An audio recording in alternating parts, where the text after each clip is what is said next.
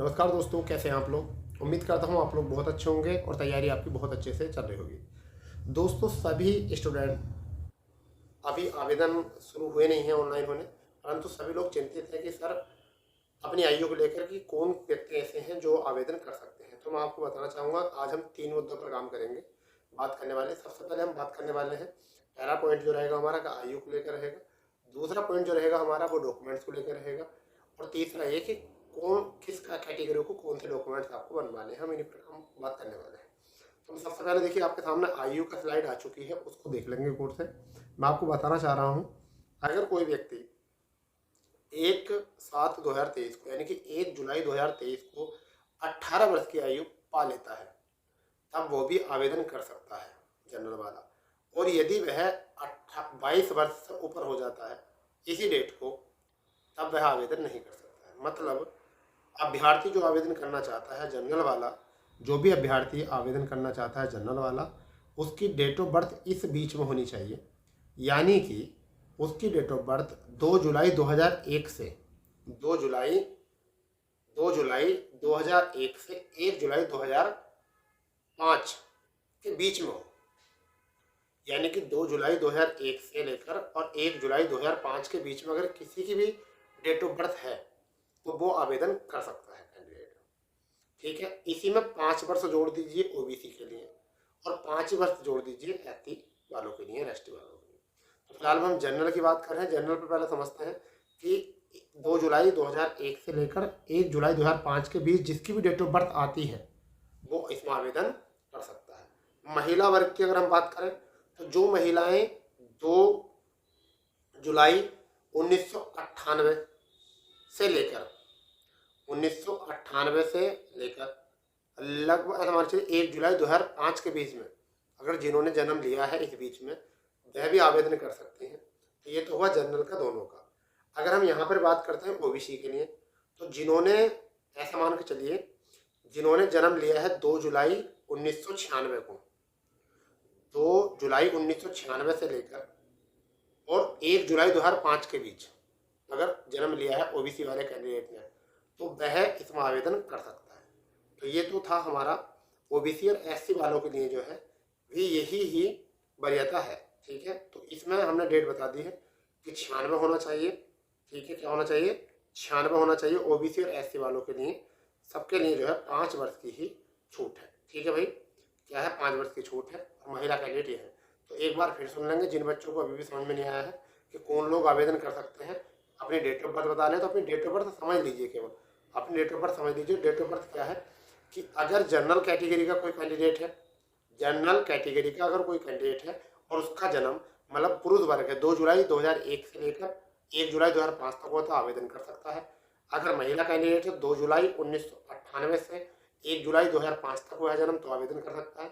अगर ओबीसी और एससी वाले हैं तो 2 जुलाई 1996 में उनका जन्म हुआ हो और उसके बाद 1996 के बाद में और कब तक 1 जुलाई 2005 के बीच में, इस बीच में कहीं भी अगर जन्म हुआ हो तो वह कर सकते हैं। ठीक है, तब वह वो जो है अपना आवेदन कर सकते हैं। तो ये तो रही डेट की बात। फिलहाल में दोस्तों डेट आयु छूट को लेकर जो है संघर्ष जारी है।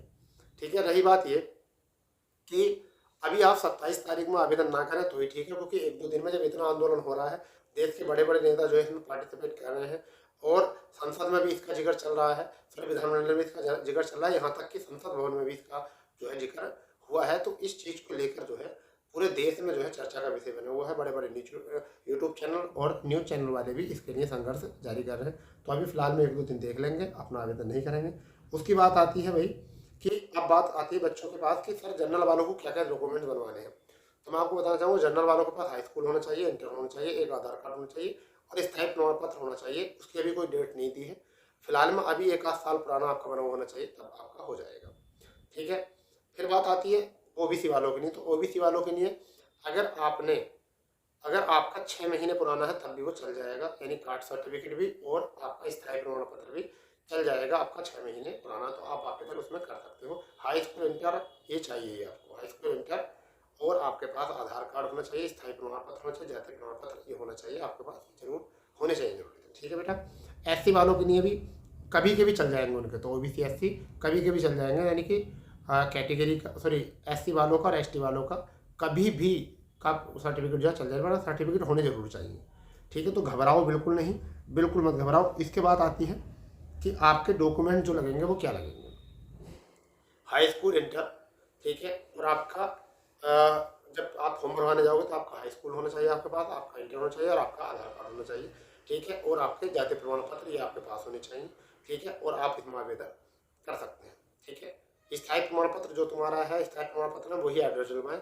और एक और बात, आप फॉर्म डलवाते समय अपने सामने फॉर्म डलवाएं, कोई भी गलती ना करें। ऐसा ना हो कि वो ही आपके बाहर निकलने का सबब हो जाए। तो अभी 2-4 दिन देख लीजिए कि आयु को लेकर छूट मिलेगी, और जैसे ये मामला मिशन सक्सेस हो जाता है और फिर बढ़िया तरीके से मेहनत करेंगे। अच्छे से मेहनत करना, 40-45 दिन जो 50 दिन है वो आप बहुत अच्छे से मेहनत करो।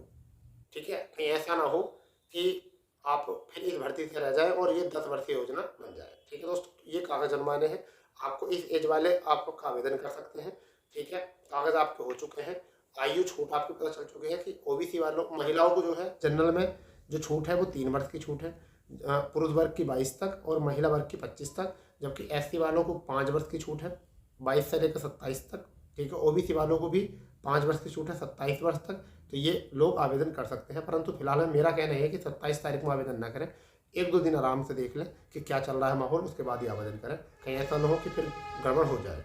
ठीक है, यानी गड़बड़ तो नहीं, फिर नई अधिसूचना आएगी तो फिर थोड़ा सा और यह है कि सबको देख दाख के ही करें, और एक बार मिशन सक्सेस हो जाएगा तो अपना सही है। अगर छूट मिल जाए तो बड़ी अच्छी बात है, क्योंकि बहुत सारे बच्चे जो हैं बेचारे नौकरी को रह जाएंगे। उन्होंने तो जन्म लिया या नहीं लिया, वैसे फिलहाल में संज्ञान में है मामला, आपको घबराना नहीं है, मामला संज्ञान में है। और लग रहा है कि छूट मिल जाएगी, यानी कि हमारी चली उम्र में छूट मिल जाएगी, ये मानना है।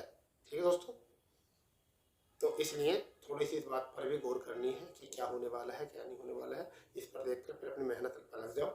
और रही बात ये कि अब ना तो घूमने की ज़्यादा ज़रूरत है आपको, बस आपको पढ़ाई करनी है।